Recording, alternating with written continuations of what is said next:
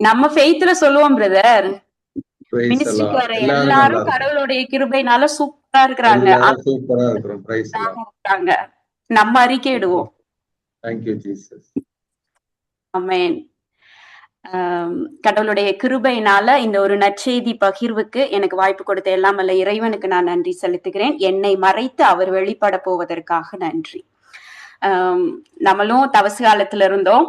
அதுக்கப்புறமா பெண்டிகாஸ் டே முடிஞ்சிச்சு. நாளைக்கு மூவொரு இறைவனுடைய ஹோலி ட்ரினிட்டியை நம்ம கொண்டாட இருக்கிறோம். ஒவ்வொரு வருஷமும் இது போன்ற நிகழ்வுகளை நம்ம கடந்துகிட்டே இருக்கிறோம் இல்லையா? தவசு காலம், அடுத்து தூயாவியானவர் நவநாள் அனுசரிப்போம், தூயாவியானவருடைய பெருவிழாவை கொண்டாடுவோம்.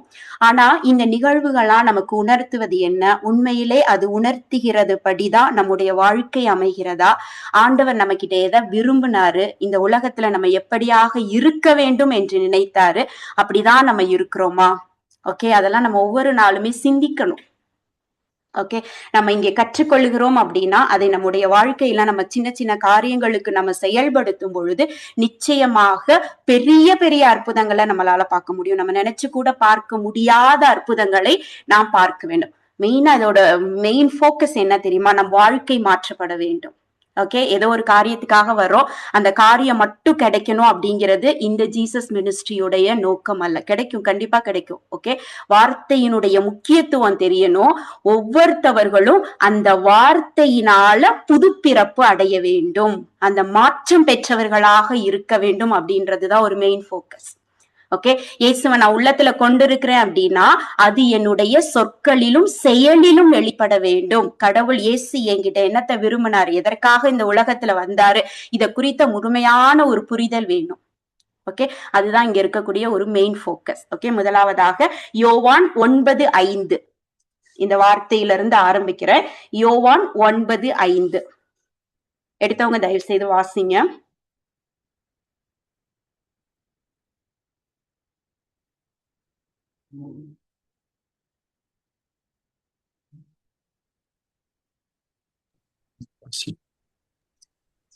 நான் உலகில் இருக்கும் வரை நானே உலகின் ஒளி என்றார். ஆமென். ஆமென். ஆண்டவர் என்ன சொன்னாரு? நான் உலகில் இருக்கும் வரை நானே உலகின் ஒளி. இன்னைக்கு ஆண்டவர் உலகில இருக்கிறாரா?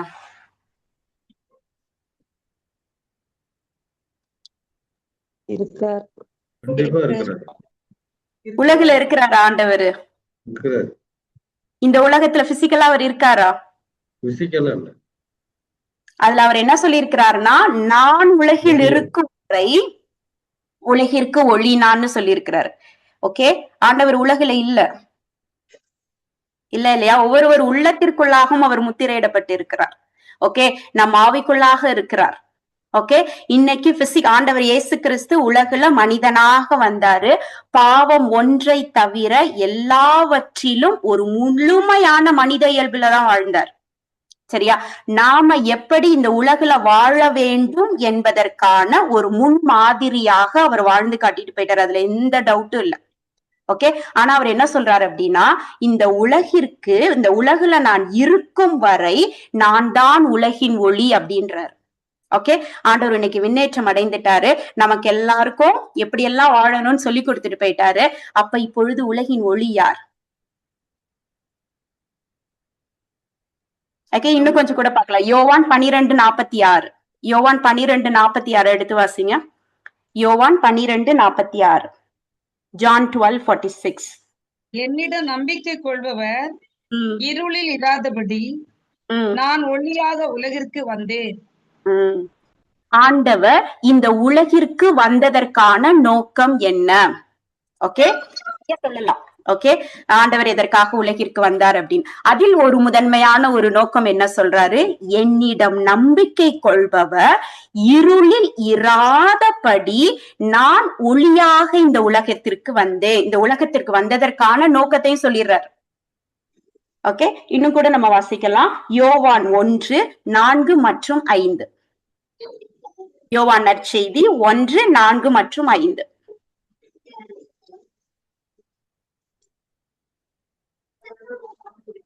அவரிடம் வாழ்வு இருந்தது, இருந்தது. அந்த ஒளி ஒளிர்ந்தது, இருள் அதன் மேல் கொள்ளவில்லை. ஆம். சொல்லவில்லை. ஓகே, தொடக்கத்தில் வாக்கு இருந்தது, வாக்கு மனிதராக இருந்ததுன்னா இந்த அதிகாரம் ஆரம்பிக்கும் இல்லையா? அதுல என்ன சொல்றாரு அப்படின்னா, அவரிடம் வாழ்வு இருந்தது, இயேசு கிறிஸ்துவில் வாழ்வு இருந்தது. அந்த வாழ்வு எப்படியாக இருந்தது? இப்ப வாசிங்களேன் அதிகாரத்துல. மனிதருக்கு ஒளியாக இருந்தது. ஐந்தாவது வசனம் என்ன சொல்லுது? அந்த ஒளி இருளில் ஒளிர்ந்தது, இருள் அதன் மேல் வெற்றி கொள்ளவில்லை. இல்லை. ஓகேயா? அப்ப ஆண்டவர் இங்க என்ன சொல்றாரு அப்படின்னா, நான் தான் உலகத்திற்கு ஒளி. இங்க நான் எதுக்காக வந்தேன் அப்படின்னா, என்னை நம்புகிறவன் இருளில நடவாதபடி, அங்க நம்பிக்கையை போடுறாரு. என்னை நம்புகிறவன் இருளில நடவாதபடி அவர்களுக்கு நான் ஒளியாக வந்தேன். ஓகே, இயேசு கிறிஸ்துவில் தான் வாழ்வு இருக்கிறது, எல்லாருக்கும் தெரிஞ்சது. அந்த வாழ்வு மனிதருக்கு எப்படியாக இருக்கிறது அப்படின்னா ஒளியாக இருக்கிறது. எல்லா இடத்துலயும் ஒளி ஒளி ஒளி அப்படின்றாரு. ஒரு கேள்வி, ஒளி என்றால் என்ன? ஒளிக்கான பண்புகள் என்ன? நீங்க என்ன நினைக்கிறீங்க? நார்மலா ஒரு லைட், நம்ம வீட்டுல இருக்கக்கூடிய ஒரு லைட், அதற்கான பண்பு என்ன? இருளை போக்கிறோம். கரெக்ட். ஓகே, ஆதியில ஆண்டவர் உருவாக்கும் பொழுதே எங்கும் இருள் சூழ்ந்து இருந்தது. ஆண்டவர் ஒளி உண்டாகுக என்றால் ஒளி உண்டாகியது, இருளை வெற்றி கொண்டது. ஓகே, இருளை நீக்கிறோம். ரெண்டாவது வேற ஏதாவது பண்புகள்? எல்லாவற்றையும் தெளிவாக பார்க்க முடியும். எல்லாமே தெளிவா தெரியும். கரெக்ட். ஒரு இடத்துல இருளா இருந்துச்சுன்னா நம்மளால எதையும் கண்டுபிடிக்க முடியாது. ஒளி இருக்கிற இடத்துல எல்லாம் தெளிவாக தெரியும். வேற? பயம் இருக்காது. பயம் இருக்காது. Very good. பயம் இருக்காது. கடவுளுக்கு நன்றி. வேற? அந்த ஒளி இருந்தா நம்ம தடுக்கி விழ முடியாது. சூப்பர். ஓகே, நமக்கு பாதை தெளிவா தெரியும், தடுக்கி விழ முடியாது. வேற? ஒளி இருந்தாலே எல்லாமே நமக்கு இருக்க மாதிரி தான். ஒளி இருந்துச்சுன்னா எல்லாமே இருக்கிற மாதிரி தான். Okay, super. ரொம்ப அழகா எல்லாமே சொன்னீங்க. சரியா? அப்ப யாரும் இது மற்றவருக்கு நம்ம ஒளி வீசலாம். Perfect answer. ஓகே, மற்றவர்களுக்கு ஒளியாக இருக்கும். ஓகே, இந்த ஒளிய பத்தி எல்லாம் இந்த தமிழ்ல சொல்றப்ப எல்லாம் என்ன தெரியுமா சொல்லுவாங்க? தன்னை கரைத்து கொண்டு பிறருக்கு ஒளிர்விக்கிறது. நிறைய கவிதைகள்லாம் பாத்தீங்கன்னா அப்படிதான். ஒரு சாக்ரிஃபைஸ் இருக்கும். ஒளி இருக்கிற இடத்துல ஒரு மெழுகுவர்த்தி ஏற்றோம் அப்படின்னா அந்த மெழுகுவர்த்தி கரையும், அதுல ஒளி உண்டாகும். ஒரு சாக்ரிஃபைஸ் கண்டிப்பா இருக்கதான் செய்யும். ஓகே, எண்ணெய் ஊத்தினோம்னா என்ன கரையும்? ஒளி எடுக்கிற இடத்துல. ஓகே, இன்னைக்கு நம்ம கிட்ட எல்லாம் பவர் இருக்கு அப்படின்னா அந்த பவர் ஆஃப் எனர்ஜி, அந்த எனர்ஜி அது பயன்படுத்துகிறது. எனர்ஜி அங்க லாஸ் ஆகும். அந்த எனர்ஜி நம்ம எவ்வளவு யூஸ் பண்ணுதோ அதுக்கு ஏற்ற மாதிரி அந்த ஒளி இருக்கும். ஓகே, ரொம்ப அழகான விடைகள் எல்லாமே. அப்ப ஒளிக்கான பண்புகள்னு பார்த்தோம்னா ரொம்ப ஃபர்ஸ்ட் ஆன்சரே என்ன அப்படின்னா இருளை வெற்றி கொள்ளுகிறது. ஓகே, நம்ம பைபிளே வாசிச்சோம். ஆண்டவர் மனிதருக்கு ஒளியாக வந்தார், இருள் அதன் மீது வெற்றி கொள்ளவில்லை. ஓகே, இருள் அப்படிங்கிறது ஒரு பாவ நிலையை குறிக்கிறது, ஸ்பிரிச்சுவல் மீனிங்ல பார்த்தோம்னா கூட.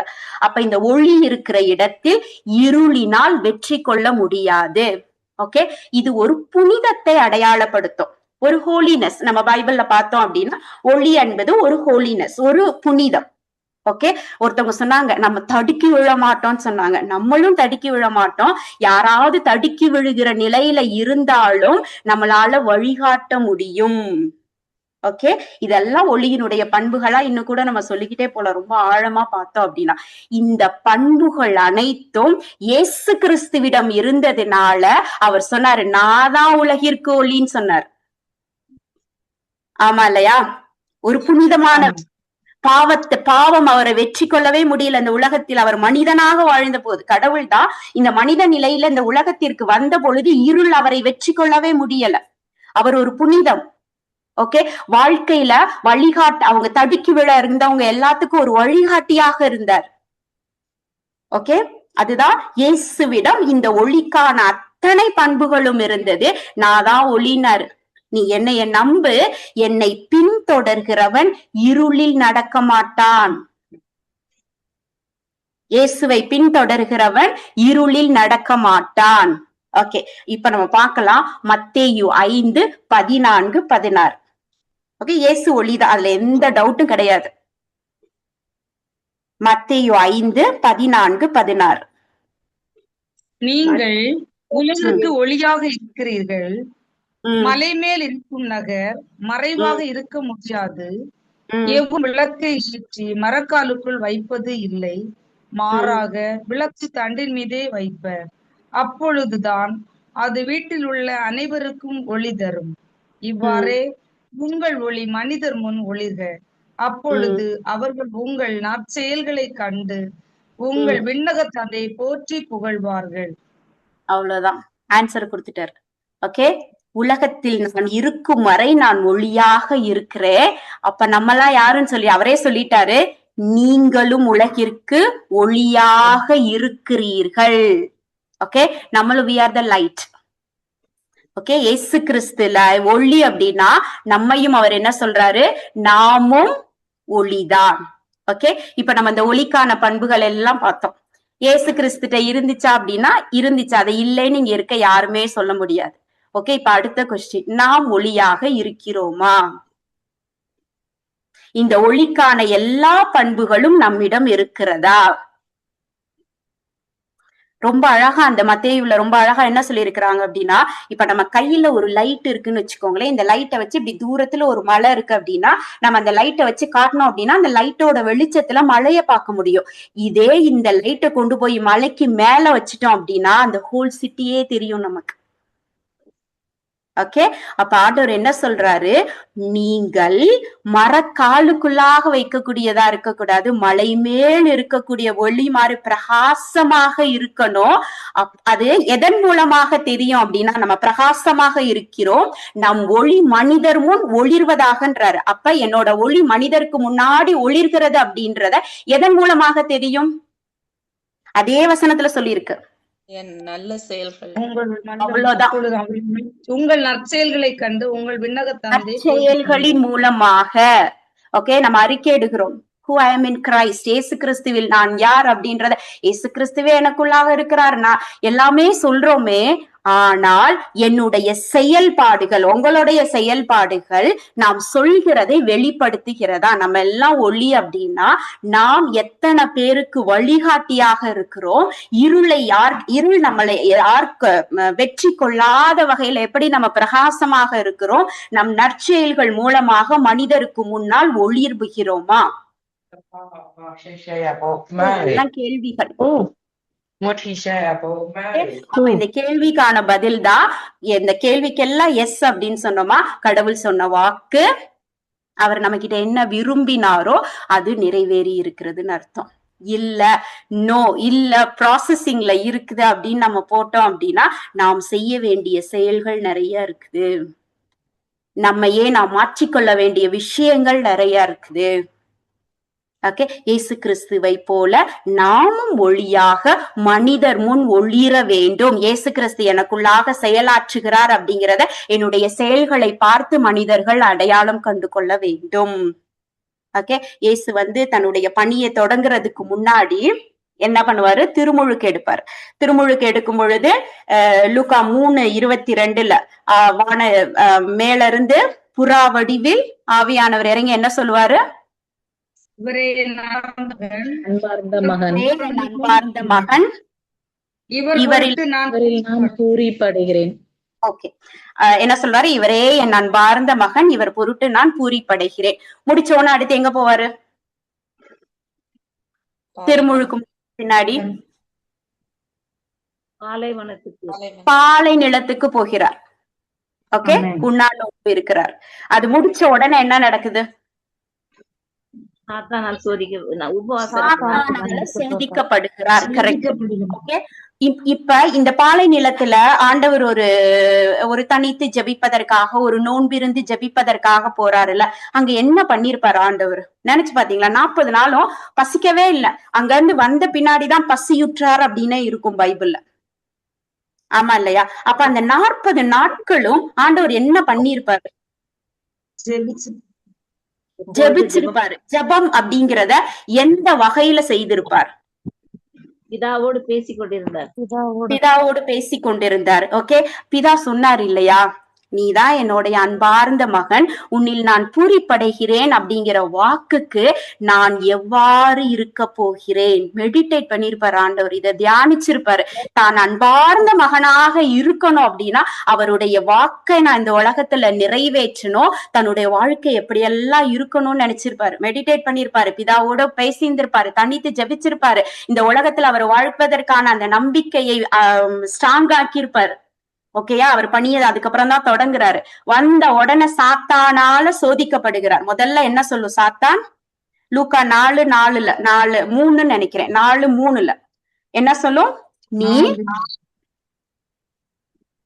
அப்பொழுது அழகே அவரிடம், நீ இறைமகன் என்றால் இந்த கல் அப்பமாகும்படி கட்டளையிடும் என்றது. ஓகே, என்ன சொல்லுது அப்படின்னா, நீ இறைமகன் என்றால், ஓகே, அந்த அன்பார்ந்த மகனை எடுத்துரும். ஓகே, முன்னாடி என்ன சொன்னார் அப்படின்னா, நீர்தான் என் அன்பார்ந்த மகன் சொன்னார்ல, இது என்ன சொல்லிரும் அப்படின்னா அந்த அன்பார்ந்ததை எடுத்துரும். நீ இறைமகன் என்றால் நீ இந்த கற்களை அப்பமாக மாற்றும்னு சொல்லும். அதுக்கு ஆண்டவர் என்ன சொல்வாரு? மனிதர் அப்பத்தினால் மட்டுமல்ல வாழ்வதில்லை என்று மறைநூலில் எழுதியுள்ளது. மறைநூலில் எழுதியுள்ளது. ஓகே, தானாக எதையாவது அங்க பேசுறாரா? என்ன பைபிள்ல எழுதி இருக்கிறதோ அவருக்கு முதல் வாய்ஸ்லயே அவருக்கு தெரிஞ்சிரும், இது யாரு பேசுறான்றது தெரிஞ்சிரும். டிசீவிங் அப்படின்னு சொல்றோம். ஓகே, நன்மை எது தீமை எது என்று பகுத்தாராய கூடிய ஒரு திறன். ஓகே, நம்ம கிட்ட பேசுறது ஹோலி ஸ்பிரிட் தானா இல்ல ஈவில் ஸ்பிரிட் தானா அப்படின்றத கண்டுணரக்கூடிய ஒரு திறன். ஓகே, முதல் அது பேச ஆரம்பிச்சோடனே ஜீசஸ்க்கு தெரிஞ்சிருச்சு அது ஈவில் ஸ்பிரிட்ன்றத. அதை என்ன அழகா ஹேண்டில் பண்றாரு, நீ என்ன மறைநூலில் எழுதி இருக்கிறதோ அதை வச்சுதான் பேசுறாரு. அதுக்கப்புறம் 8ல 2வது சோதிக்கிறப்பையும் சொல்லிட்டு இது எழுதியுள்ளது 11 நினைக்கிறேன், அடுத்ததுலயும் மறைநூலில் எழுதி இருக்கிறது அப்படின்னு தான் சொல்லுவார். ஓகே, இன்னைக்கும் நாம் ஒளியாக இல்லாத பாரு இருள் நம்மை ஆட்கொள்ளும்படியாக சோதனைகள் வரலாம். ஓகே, நம்ம எதை வச்சு போராடணும்? இறைவார்த்தை. அதுக்கு முதல்ல என்ன செய்யணும்? என்ன எழுதி இருக்குதுங்கிறது தெரியணும். ஆமா தானே? சொன்னார்ல ஜீசஸ், எழுதியுள்ளது அப்படின்னார்ல. அப்ப என்ன எழுதி இருக்குது அப்படின்றது நமக்கு தெரியணும். அப்ப தெரியணும்னா நம்ம என்ன பண்ணணும்? பைபிள படிக்கணும். சரியா? பைபிள படிக்கிறது அப்படின்னா எனக்கு ஓகே, நான் ஏதோ ஒரு டெய்லி ஒரு அதிகாரம் 2 அதிகாரம் படிக்கிறேன் அப்படின்றது கிடையாது. நான் எவ்வளவு புரிதலோடு அந்த பைபிள படிக்கிறோம். உண்மையிலேயே ஆவியானவர்கிட்ட கேட்டுட்டு, அப்பா இது என்ன சொல்லுது அப்படிங்கறத எனக்கு சொல்லித்தாங்கன்னு சொல்லிட்டு நம்ம உட்கார்றோமா? அந்த பைபிளை நம்ம படிக்கிறோமா? அந்த பைபிளை படிச்ச வார்த்தைகளை நாம் தியானிக்கிறோமா? தியானிக்கதான் அதில் இருக்கக்கூடிய மறைபொருட்கள் நமக்கு உணர்த்தப்படும். ஓகேயா, அது அப்படியே தியானிக்கிறதுனா என்ன? நம்ம உள்ளுக்குள்ள கிடக்கணும் அந்த வார்த்தை. யோசுவாக்கு ஆண்டவர் என்ன சொல்றாரு? இரவும் பகலும் இந்த நூலை உன்னிட்ட இருந்து அகற்றிராதன்றாரு. ஏன் அப்படின்னா, நீ கொஞ்சம் விளக்கினா கூட அதுக்குள்ளாக நுழைவதற்கு சக்திகள் காத்திருக்கின்றது. அதனால நீ அதை அகற்றிராத. ஓகே, நீ பைபிள நீ உன் முன்னாடி இருக்கட்டும். நீ என்ன படிக்கிறியோ அது உன் மனசுலயும் உன்னுடைய சிந்தனைகளிலும் அது உன்னை ஆட்கொண்டு இருக்கணும். மற்ற விஷயங்களை பத்தி திங்க் பண்ண வேண்டாம். ஓகே, நான் ஒளியாக இருக்கணும், என்னைய பாவம் ஆட்கொன்ற கூடாது, நான் ஆண்டவர் என்கிட்ட என்ன விரும்புறாரோ அதுபடிதான் நான் செயல்படணும். அப்பெல்லாம் எதெல்லாம் விளக்கணும்னு போக்கஸ் பண்ண வேண்டாம், எதெல்லாம் நான் செய்யணும்னு போக்கஸ் பண்ணா போதும். அததான் நான் சொல்ல வரேன். அப்ப நான் எதெல்லாம் செய்யணும் அப்படின்னு தெரியணும் அப்படின்னா இந்த பைபிளை பத்தி முதல்ல என்ன எழுதி இருக்குதுன்றது தெரியணும்.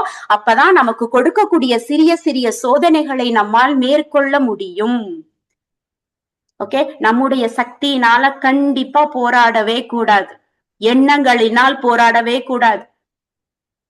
ஓகே, வார்த்தையினால மட்டும்தான் போராடணும். இங்க நிறைய மெசேஜ் எடுத்திருப்பாங்க. ஓகே, சிந்தனையினால போராடாதீங்க, அவன் உங்களுக்கு விதைப்பது எண்ணங்களை தான் விதைப்பான், அதனால போராடாதீங்கன்ட்டு. வார்த்தையை எடுத்து அறிக்கை இடுங்க, வார்த்தையினாலதான் போராடணும். அப்ப வார்த்தை நமக்கு தெரிந்திருக்க வேண்டும். ஓகே, லைட்ல கூட நமக்கு அந்த காலத்துல எல்லாம் பார்த்தோம்னா இந்த வெளியில இருக்கக்கூடிய இந்த குண்டு பல்புன்னு சொல்லுவோம், சின்னதா வெளியில இருக்கிற தூசி எல்லாம் அப்படியே அடைஞ்சு கருப்பா இருந்துச்சுன்னு வச்சுக்கோங்களேன், உள்ளுக்குள்ள லைட் எரிஞ்சா கூட வெளியில அதோட வெளிச்சம் தெரியாது. ஆமாதான் இல்லையா? அந்த பல்பை எடுத்து நம்ம தொடச்சோம் அப்படின்னாதான் அந்த லைட் எரியறது கூட தெரியும். சில நேரங்களில் நாமும் அழுக்கடைந்தவர்களாக இருக்கிறோம். ஓகே, நமக்குள்ளாக இருக்கக்கூடிய ஒளி பிரகாசமாக மனிதர் முன் ஒளிர்வதில்லை. அப்ப இந்த அழுக்குகள் எல்லாம் கண்டிப்பா துடைக்கப்படணும். ஓகே, கண்டிப்பா துடைக்கப்பட்டாதான் நமக்குள்ளாக ஒளிரக்கூடிய ஒளி பிறருக்கு தெரியும். இயேசு கிறிஸ்து நமக்குள்ளாக இருக்கிறார், ஒளியானவர் உள்ளதா இருக்கிறார், நம்மையும் அவர் ஒளிங்கிறார். அப்ப என்னுடைய செயல்கள், சொற்கள் எல்லாமே இயேசு கிறிஸ்து எப்படியாக இருந்தாரோ அப்படிதான் இருந்தோம். இயேசு என்னெல்லாம் செய்ய முடிஞ்சதோ அதை என்னால செய்ய முடியணும், அதற்கு மேலாக செய்ய முடியணும். ஓகே, ரொம்ப அழகா சொல்றாரு, நீ எப்ப இருள்ல நடக்க மாட்டா அப்படின்னா என் மீது நம்பிக்கை கொள்ளணும். அப்ப ஆண்டவர் சொல்லி இருக்கிறாரு, நான் உலகின் ஒளி அப்படின்னு சொல்லிட்டு. ஓகே, நான் ஒளியாக இருக்கிறேனா? ஓகே, பவுல் ஒரு பெரிய எக்ஸாம்பிள். அவரை மாதிரி கிறிஸ்தவங்களை துன்புறுத்தினதே கிடையாது. எல்லாமே பண்ணி எவ்வளவு பாவங்கள் பண்ணாலும் எது தப்புன்னு தெரிஞ்சு உண்மை அறிந்து கொண்டாரோ அதற்கப்புறம் அவரோட லைஃப் ஒரு வேற லெவலா போச்சு. அந்த டிரான்ஸ்பர்மேஷன். அவர் தப்பு பண்ணாதவர்லாம் கிடையாது. ஓகே, ஆனா சவுலாக இருக்கும் பொழுது என்ன பண்ணாரோ பவுலாக அவர் மாறிய பின்னாடி ஓகே அவரால் ஒளியாக இருக்க முடிந்தது. ஓகே, பிலிப்பியர் 1:21. பிலிப்பியர் 1:21 என்ன சொல்றாரு? பவுல நம்ம ஒரு எக்ஸாம்பிளா எடுக்கலாம். 1:21.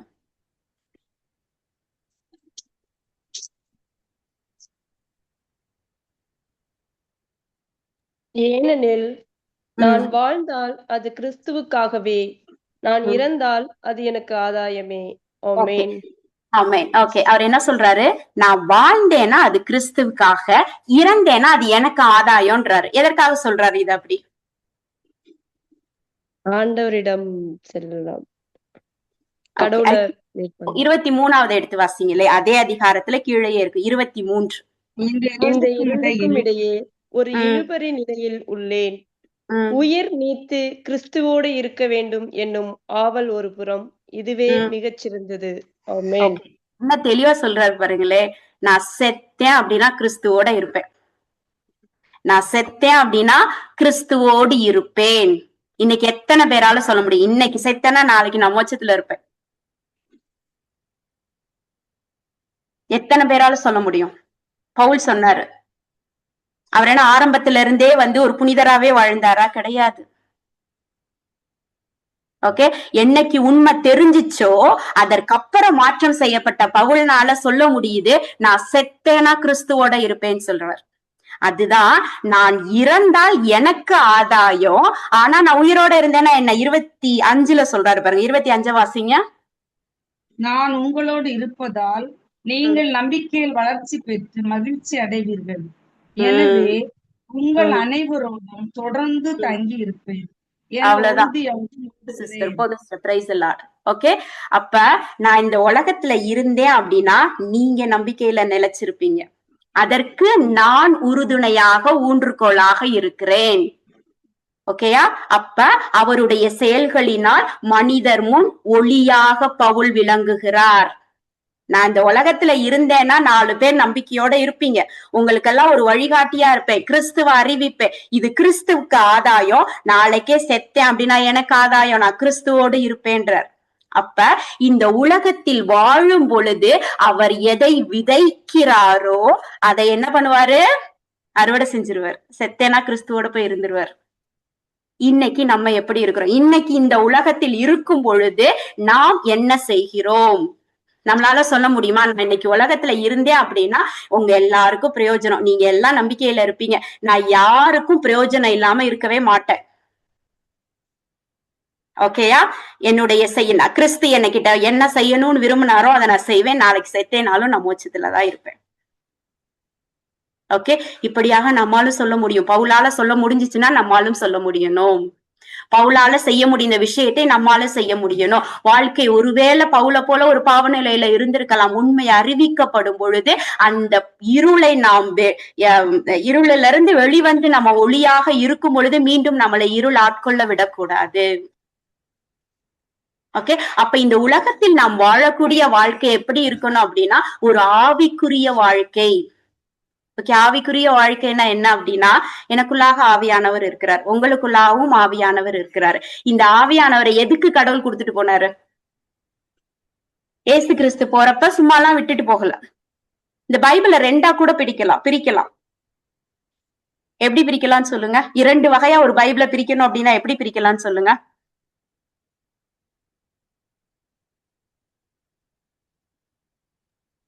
கிறிஸ்துவுக்கு முன், கிறிஸ்துவுக்கு பின். கிறிஸ்துவுக்கு முன், கிறிஸ்துவுக்கு முன். இன்னும் கூட சொல்லணும்னா பிஃபோர் பெண்டிகாஸ்ட், ஆஃப்டர் பெண்டிகாஸ்ட்னு சொல்லிடலாம். ஓகே, இந்த ஆவியானவருக்கு முன்னாடி இருந்தது வேற ஒரு வகையான வாழ்க்கை, ஆவிக்கு பின்னாடி இருந்தது நாமெல்லாம் புதிய உடன்படிக்கையின் மக்களாக இருக்கிறோம்.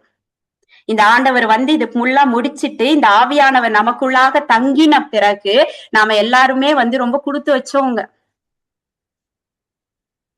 ஓகே, ஆண்டவர் இறந்து நம்ம எல்லாரையும் அந்த ஒரு ரிலேஷன்ஷிப்ல கொண்டு வந்துட்டாரு, ஒரு அருளின் மக்களாக கொண்டு வந்துட்டாரு. அப்படின்னா நமக்கு எல்லாம் துணையாளராக நம்ம கூடயே இருக்கிறாரு ஆவியானவர். ஓகே, இதுக்கு முன்னாடி ஆவியானவர் துணையாளராக உள்ளேலாம் இல்ல. ஓகே, நமக்குள்ளாக இருக்கிற அப்போ ஒரு ஆவிக்குரிய வாழ்வு என்பது இந்த ஆவியானவர் எனக்குள்ளாக இருந்து சொல்லக்கூடிய காரியங்களை என்னுடைய காதுகள் கேட்க வேண்டும். அவர் சொல்லிக்கிட்டேதான் இருக்காரு, மெல்லிய குரல்ல பேசிக்கிட்டே இருக்கிறாரு. ஆனா நம்ம கிட்ட இரைச்சல் அதிகமா இருக்குது. அந்த இரைச்சல் அதிகமா இருக்கிறதுனால இவர் உள்ளுக்கு இருந்து பேசக்கூடிய அந்த மெல்லிய குரல் நமக்கு கேட்க மாட்டேங்குது. ஓகே, எசாயா 30:21 என்னன்னா, நீ இடப்புறமோ வலப்புறமோ சென்றாலும் இதுதான் உன் வழி என்கிற குரல் உனக்கு கேட்டுக்கிட்டே இருக்குன்றாரு. ஓகே, நம்ம போய் இடப்புறமோ வலப்புறமோ எப்புறம் போய் நின்றோம் அப்படின்னாலும் ஓகே, ஆவியானவர் சொல்றாருவா இதுதான் உன்னோட வழி அப்படின்னு. அந்த குரலை கேட்கணும் அப்படின்னா இந்த மனசுல இருக்கக்கூடிய இந்த இரைச்சல்கள் அடங்க வேண்டும். அப்பதான் அந்த ஆவியின் குரல் நமக்கு கேட்கும். அப்பதான் ஆவியினுடைய செயல்பாடை நம்ம உணர முடியும். இந்த ஆவியானவர் நம்மளை எப்படி இந்த இடத்துல வழி நடத்திட்டு போறாரோ நம்ம வாழ்வு ஒரு ஆவிக்குரிய வாழ்வாக இருக்கும். அவர் அழகா நமக்கு சொல்லி கொடுத்துட்டே இருப்பார். ரொம்ப அழகா இயேசு கிறிஸ்துவே அழகா சொல்லுவாரு, நான் உங்களுக்கு துணையாளராக ஆவியானவரை கொடுக்கிறேன், அவர் எப்படி வாழ்ந்து காட்டணும் அப்படின்றத ஒரு முன்மாதிரியா வாழ்ந்துட்டு போயிட்டாரு. நமக்கு என்னென்ன வேணுங்கிற டீச்சிங்க கொடுத்துட்டு போயிட்டாரு. ஒருவேளை இந்த டீச்சிங் நமக்கு மறந்தாலும் அதை நினைவூட்டுபவர் யாரு? நீங்கள் கற்றறிந்ததை உங்களுக்கு நினைவூட்டுபவர் யாரு? ஆவியானவர். ஆவியானவர். அப்ப நம்மளுடைய டீச்சிங் மறந்தாலும், எப்படி இருக்கணும்னு மறந்தாலும் நமக்கு நினைவூட்டக்கூடிய ஆவியானவர் இருக்கும் பொழுது நம்மளுடைய வாழ்வு ஒரு ஆவிக்குரிய வாழ்வாக, நம்முடைய நற்செயல்கள் மனிதர் முன் ஒளியாக ஒளிரக்கூடியதாக தான் அமையும். அப்ப இந்த ஆவியின் குரல் நமக்கு கேட்டுக்கிட்டே இருக்கணும். அப்ப இந்த ஆவி குரல் மெல்லிய குரலா இருக்குது, இது எனக்கு கேட்கணும், இங்க இருக்கக்கூடிய இரைச்சல்கள் எல்லாம் அடங்கணும் அப்படின்னா நான் வார்த்தை எனக்குள்ளாக அடித்தளமாக்கப்பட வேண்டும். அல்லையா, யோசுவாக்கு கொடுத்ததுதான். என்னோட போக்கஸ் இரைச்சலை அடக்குறதுல இல்ல, அமைதியை நிலவுறதுல இருக்கணும்.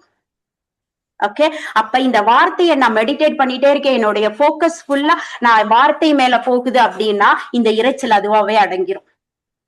நம்ம எப்படி இருக்கணும் அப்படின்றத நம்ம ஒழுங்கா இருந்துட்டோம் அப்படின்னா கடவுள் அழகா செயலாற்ற முடியும் நம்மளால. ஓகே, கடவுளுடைய படிச்சு அதை தியானித்து அதன்படி நடப்பவர்களாக இருந்துட்டோம்னா போதும், ஆண்டவர் நம்மில் அழகா செயல்பட முடியும். அவர் உள்ள இருக்கு என்ன சொல்றாரோ நம்முடைய காதுகள் கேட்க முடியும். நம்ம எப்படி ஆண்டவர் விரும்புகிறாரோ அதன்படி நம்மளால வாழ முடியும். ஓகே, ஒரு எக்ஸாம்பிள் நம்ம பார்த்தோம் அப்படின்னா இந்த கொர்நேலியுவை எடுத்து பார்ப்போம். திருத்தூதர் பணிகள் 10வது அதிகாரம் 2வது வசனம்.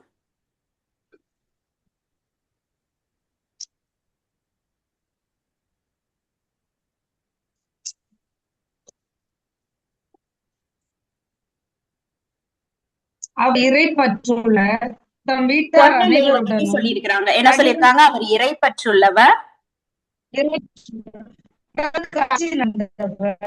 அவளுக்கு அஞ்சி நடப்பவர், மக்கள் புரிந்தவர், இடைவிடாது கடவுளிடம் மன்றாடி வந்தவர். இதெல்லாம் கொர்நேலியுடைய பண்புகள். அவர் இறைப்பற்றுள்ளவர், ஆண்டவருக்கு அஞ்சி நடப்பவர், அவர் இடைவிடாது கடவுளோட அந்த ரிலேஷன்ஷிப்ல இருந்துகிட்டே இருந்தவர்.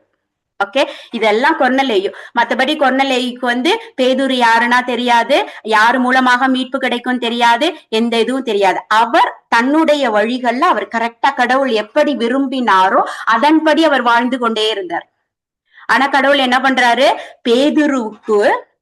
பேதுருக்கு உணர்த்துறாரு எங்க போகணும்ன்றத. கொர்நேலியு கிட்ட போய் நீ யோப்பாவுக்கு ஆள் அனுப்பி பேதுருவை கூட்டிட்டு வான்றார். கடவுள் அங்கே செயலாற்றுகிறார். ஓகே, கொர்நேலியு எதன் மூலமாக கடவுளால செயலாற்ற முடிஞ்சிச்சு அப்படின்னா இந்த கொர்நேலியுவினுடைய செயல்பாடுகளினால. அவர் அவரோட வேலையில கரெக்டா இருக்கிறார். ஓகே, இன்னைக்கு நம்மளும் நமக்கு என்ன கொடுத்திருக்குதோ நம்ம என்ன செய்யணுமோ அத மேல போக்கஸ் வச்சு அதை கரெக்டா இருந்தோம்னா கடவுளால் செயல்பட முடியும். ஓகே, 1 தெசலோனிக்கர் 5:19 இருக்கும், தூய ஆவியானவருடைய செயல்பாட்டை தடுக்காதீங்கன்னு இருக்கும். ஏன்னா நம்ம தான் தடுக்கிறோம். நமக்கெல்லாம் அவர் துணையாளரா கொடுத்துட்டு போயிட்டாரு. அவர் உனக்கு எல்லாத்தையும் சொல்லி கொடுப்பாரு, நீ அதன்படி வாழுன்றாரு. அவருடைய செயல்பாட்டை நம்ம தடுத்துக்கிட்டு இருக்கிறோம். அப்ப நம்ம தடுக்காம நம்ம அவருடைய செயல்பாட்டை இருக்கணும் அப்படின்னா ஓகே, நமக்கு கொடுத்த வேலையை ஒழுங்கா பண்ணிட்டே இருக்கும். யோசுவாக்கு கொடுத்ததுதான் நமக்கும். இந்த திருச்சட்ட நூலை உங்கள் முன்னிலிருந்து அகற்றாதீர்கள், இரவும் பகலும் அதனை தியானம் செய்து அதை கடைபிடிப்பதில் கருத்தாய் இருக்கணும். ஓகே, இன்னும் நிறைய எபேசியர் 4:30 எபேசியர் 4:30 என்ன, அதை மட்டும் எடுத்து வாசிக்கலாம். எபேசியர் 4:30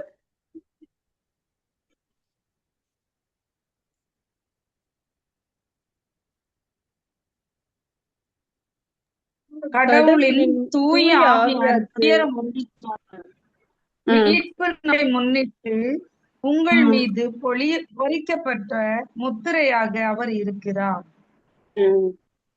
தூய ஆவியானவருக்கு வருத்தம் விளைவிக்காதீர்கள். அதுக்கு முன்னாடி இருக்கும் என்ன அப்படின்னா, கெட்ட வார்த்தை எதுவும் உங்கள் வாயிலிருந்து வர வேண்டாம்னு இருக்கும் இல்லையா? கெட்ட வார்த்தை நம்ம எது கெட்ட வார்த்தை, இத பத்தி நம்ம நிறைய மெசேஜ் கேட்டிருக்கிறோம். கேட்ட வார்த்தைகள் தான் திருப்பி நம்ம சொல்றோம். சிஸ்டர் கேட்கல, எனக்கு திருப்பி சொல்லுங்க.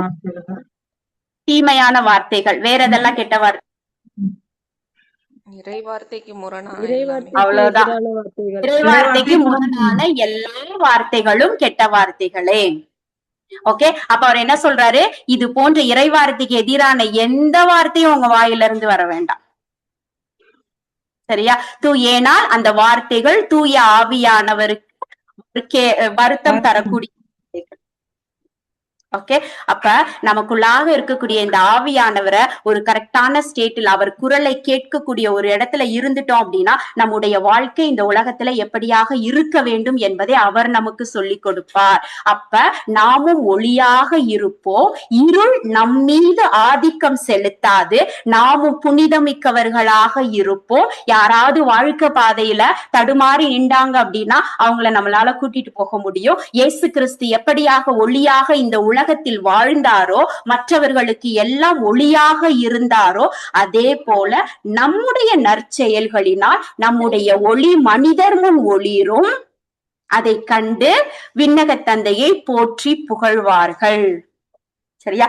அப்ப இந்த ஒளிக்கான பண்புகள் எல்லாம் இயேசு கிறிஸ்துட்ட இருந்துச்சு. இயேசு கிறிஸ்து இந்த உலகத்தில் எப்படியாக அவரும் ஒரு நம்பிக்கையின் மூலமாக தான் வல்ல செயல்களை செய்தார். ஓகே, அப்ப நம்மளாலும் எல்லா காரியங்களையும் செய்ய முடியும். நம்மளால அடுத்தவர்களுக்கு ஒளியாக, நாம் ஒளி அப்படிங்கிறது தனக்கு மட்டும் கிடையாது. அந்த ஒளி ஏற்றப்படும் பொழுது அந்த இடமே பிரகாசம் அடைகிறது. அப்ப நாம் ஒளியாக இருக்கும் பொழுது நம்மை சுற்றிலும் இருக்கிறவர்கள் எல்லாரும் பிரகாசமா இருப்பாங்க. மற்றவர்களுக்கு நாம் ஒளியாக இருப்போம். ஓகே, அப்ப நம்ம ஒளியாக இருக்க நம்ம முயற்சிகள் எடுக்கும் பொழுது நம்முடைய சுயம் மறிக்கப்படும். ஓகே, ஒரு நல்ல கிறிஸ்தவனுக்கு சுய மறிக்கப்படுதல் அப்படிங்கிறது ரொம்ப அத்தியாவசியமான ஒரு விஷயம், ரொம்ப அடிப்படையான ஒரு விஷயம். நாம் எப்பொழுது ஒளியாக இருக்க முயற்சிக்கிறோமோ, எப்ப நம்ம அப்படியாக இருக்கணும் நம்ம ஆக்ஷன்ஸ் எடுக்கிறோமோ, நம் சுயம் மறிக்கப்படும். நம்முடைய போக்கஸ் நம்மள செல்ஃபிஷா இருக்க மாட்டோம். அப்படியாகவே ஒளியாக இருப்பதற்கு ஆவியின் ஆற்றல் நம்மை வழி நடத்தட்டும். ஆமென்.